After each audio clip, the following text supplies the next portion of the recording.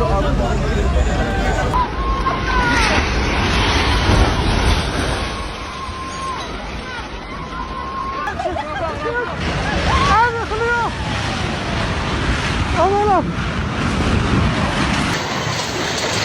Экбер! Аллаху Экбер! Как вы знаете, вчера в нашей братской Турецкой Республике, в восточных городах, крупных городах Турции, в 11 областях произошли землетрясения амплитудой от 6,6 до 7,6 баллов. К сожалению, в результате землетрясений есть большие человеческие жертвы. Согласно информации, на 12:30 часов по местному времени, 7 февраля 2023 года, в результате разрушительных землетрясений на юге Турции число погибших возросло до 3419 человек, 20 534 раненых, более 6 тысяч разрушенных зданий, жилых домов, различных других зданий, более 8 тысяч человек извлечены из-под завалов, 338 тысяч человек разместили в общежитиях и спортзалах вузов и мечетях.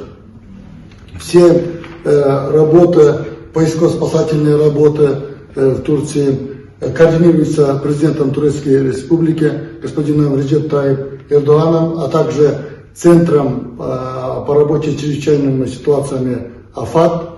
В 11 областях и крупных городах на востоке Турции, городах Кахраман-Мараш, Адана, Османе, Газиантеп, Шанлы-Урфа, Малатья, других городах также имеются граждане Кыргызстана. Это работающие наши граждане, студенты.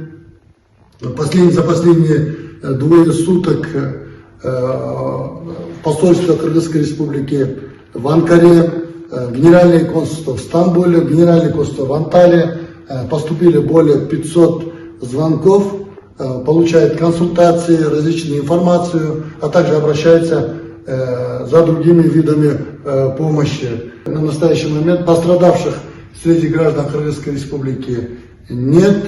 С тем, кто обращается в наши круглосуточные штабы при посольстве Кыргызской Республики в Анкаре, при генконсульстве в Стамбуле, при генконсульстве в Анталии, мы оказываем посильную помощь. В целом, в пострадавших районах, в 11 районах Турции, в 11 областях находится около 200 наших граждан из числа студентов, работающих, а также имеющиеся семьи с гражданами Турции.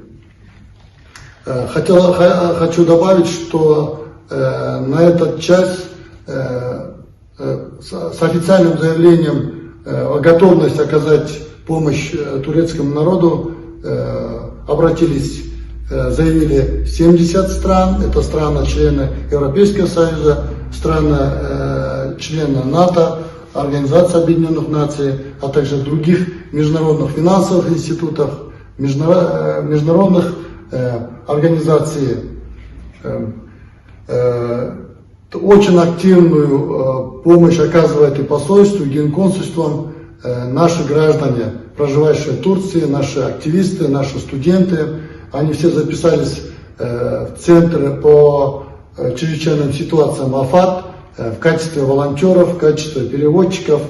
Сейчас открыты точки сбора помощи для граждан, которые пострадали в результате землетрясения. В Стамбуле открыты 3 точки, в Стамбуле, в Анкаре 2 точки.